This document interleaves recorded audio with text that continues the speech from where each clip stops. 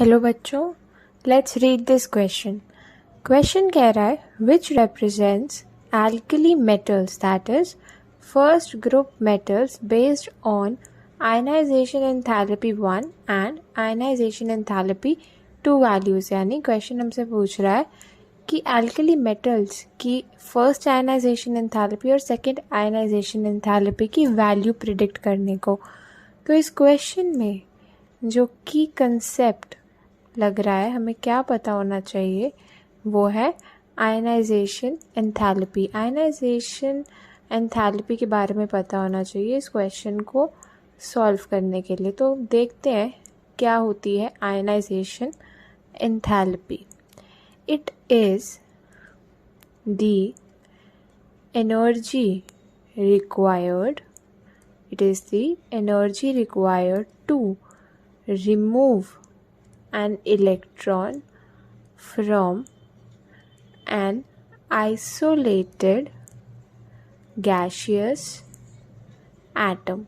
यानी एक isolated gaseous atom से एक इलेक्ट्रॉन रिमूव करने के लिए जितनी एनर्जी रिक्वायर्ड होती है उसे बोला जाता है आयनाइजेशन एंथैल्पी। यानी एक ए गैशियस एटम है, उसमें से एक इलेक्ट्रॉन रिमूव करने के लिए ए प्लस गैशियस बनेगा और इस प्रोसेस में जो एनर्जी लगेगी उसे बोला जाएगा आयनाइजेशन एंथैल्पी, यानी IE1 फर्स्ट आयनाइजेशन एंथैल्पी। अब फर्दर अगर ए प्लस गैशियस जो बना है उसमें से हम इलेक्ट्रॉन निकाल दें तो क्या बनेगा A+2 गैशियस।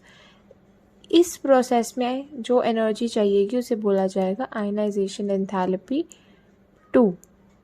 यानी अगर हम अपने क्वेश्चन को देखें, क्वेश्चन बोल रहा है एल्कली मेटल्स के बारे में। तो एल्कली मेटल्स की इलेक्ट्रॉनिक कॉन्फ़िगरेशन अगर देखें तो वो कुछ इस तरीके से होती है S2 N-1 P6 and NS1। यानी NS1 की आउटर मोस्ट इलेक्ट्रॉनिक कॉन्फ़िगरेशन होती है और उससे पहले जो है पूरी नोबल गैस कॉन्फ़िगरेशन होती है। हमारी नोबल गैस कॉन्फ़िगरेशन होती है पहले, जिसे कुछ ब्रैकेट की तरह लिखेंगे आगे से हम, और आउटर मोस्ट इलेक्ट्रॉनिक कॉन्फ़िगरेशन है NS1 एल्कली मेटल्स की।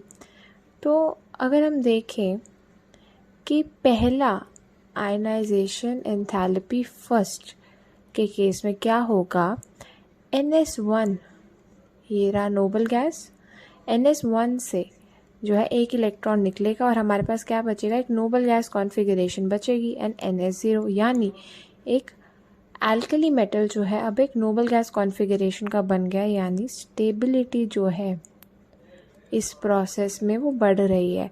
स्टेबिलिटी बढ़ने की वजह से क्या है, एनर्जी हमें कम देनी पड़ेगी, यानी फर्स्ट आयनाइजेशन एंथैल्पी यहाँ पे कम होगी। अगर हम सेकंड आयनाइजेशन एंथैल्पी की बात करें तो हम देखेंगे कि अब फर्दर हमें इस नोबल गैस कॉन्फ़िगरेशन में से एक इलेक्ट्रॉन निकालना है। नोबल गैस कॉन्फ़िगरेशन काफ़ी स्टेबल होती है तो उसमें से इलेक्ट्रॉन निकालना बहुत ही टफ है। यानी स्टेबिलिटी जो है इस प्रोसेस में इलेक्ट्रॉन निकालने के लिए वो कम हो रही है।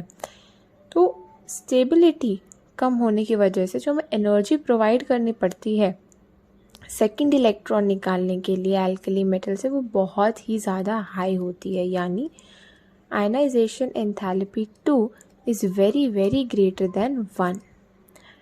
इससे हमें क्या पता चलेगा कि जो एनर्जी गैप है यानी IE2 माइनस IE1 वो काफ़ी ज़्यादा हाई होने वाला है, क्योंकि IE2 आयनाइजेशन एंथैल्पी 2 काफ़ी हाई है और आयनाइजेशन एनर्जी 1 जो है वो लो है। तो हाई में से लो हम सब्ट्रैक्ट करेंगे तो एक हाई वैल्यू ही आएगी। यानी काफ़ी अच्छा खासा गैप जो है हमारी दोनों आयनाइजेशन एंथैल्पी की वैल्यूज़ में होने वाला है।